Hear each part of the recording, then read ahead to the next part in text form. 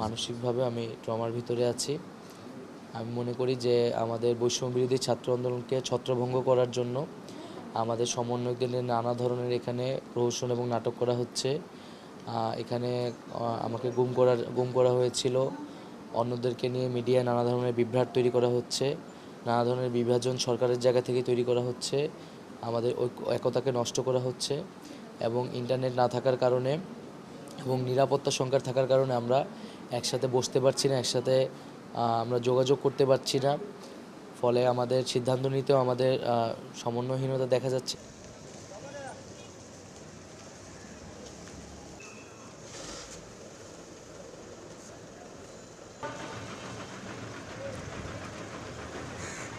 আমরা আসলে অপেক্ষা করছি সরকারের সেই প্রজ্ঞাপনের জন্য।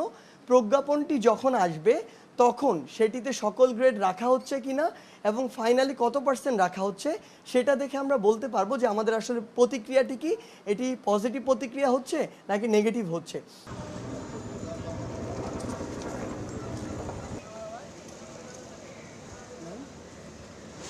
করে আমাদের ওই 8টি দাবির পক্ষে গিয়ে যদি ওই যৌক্তিক এবং বাস্তবসম্মত যে স্টেপগুলো সেগুলো না নেওয়া হয়, আমাদের দাবিগুলো যদি মেনে না নেওয়া হয়, দৃশ্যমান এবং কঠোর যদি পদক্ষেপ না নেওয়া হয়, তাহলে আমরা কোনোদিনও এভাবে আমাদের সকলের জীবনকে শঙ্কায় রেখে আমাদের আন্দোলন ছেড়ে ভীরুর মতো কখনো চলে যেতে পারি না।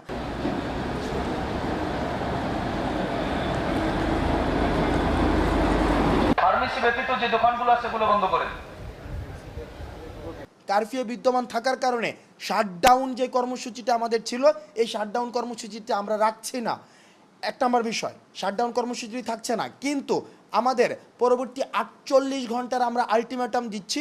এই 48 ঘন্টা আলটিমেটামের মধ্যে আমাদের যে ডিজিটাল ক্র্যাকডাউনটি যে রয়েছে, ইন্টারনেট সংযোগ বিচ্ছিন্ন করা হয়েছে, আমরা চাই এই 48 ঘন্টার মধ্যে আমাদের ইন্টারনেট সংযোগটি আবার সচল করা হবে।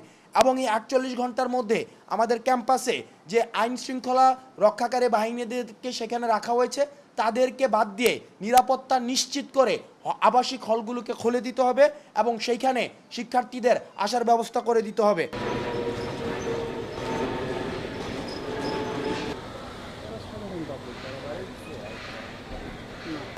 যেহেতু আমরা শাটডাউন তুলে নিচ্ছি, সুতরাং আমরা সরকারের কাছে আমরা আহ্বান জানাবো এই 48 ঘন্টার মধ্যে কারফিউ যেটি রয়েছে সেই কারফিউটিকে তুলে দিয়ে স্বাভাবিক জনজীবনকে নিশ্চিত করতে হবে।